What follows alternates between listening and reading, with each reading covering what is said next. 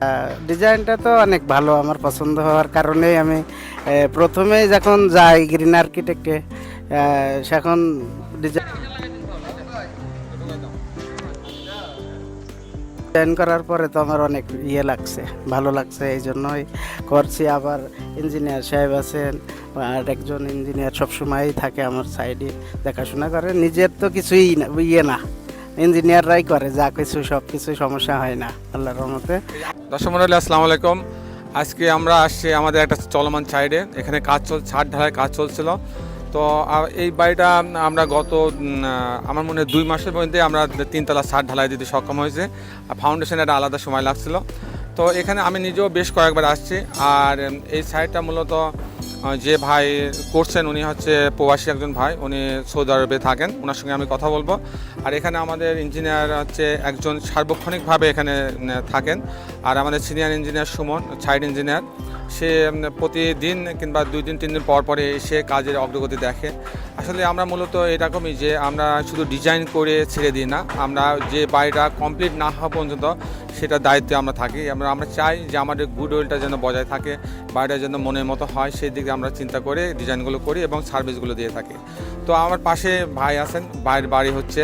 তো ভাইয়ের কাছে আমরা কিছু জানতে চাবো যে ভাই আমাদের প্রতি আমরা যে ডিজাইনটা করে দিয়েছি সেই ডিজাইনটা কেমন লাগছে। প্রথমে ভাই আপনি পরিচয়টা দেন, নাম বলেন। আসসালামু আলাইকুম, আমার নাম জাহিদ। ডিজাইনটা তো অনেক ভালো, আমার পছন্দ হওয়ার কারণেই আমি প্রথমেই যখন যাই গ্রিন আর্কিটেক্টে সেখন ডিজাইন করার পরে তো আমার অনেক লাগছে, ভালো লাগছে, এই জন্যই করছি। আবার ইঞ্জিনিয়ার সাহেব আছেন, আর একজন ইঞ্জিনিয়ার সবসময়ই থাকে আমার সাইডে, দেখাশোনা করে। নিজের তো কিছুই না, ইঞ্জিনিয়াররাই করে যা কিছু, সব কিছু সমস্যা হয় না আল্লাহর রহমতে। আর বিল্ডিং মাঝে মাঝে আসে ইঞ্জিনিয়ার। আপনি তো আসেন ছাদের সময়, বেজের সময় আসছিল, সব সময়ই আসে উনি, যে কোনো সময়। জি জি, অনেক খুশি আমি।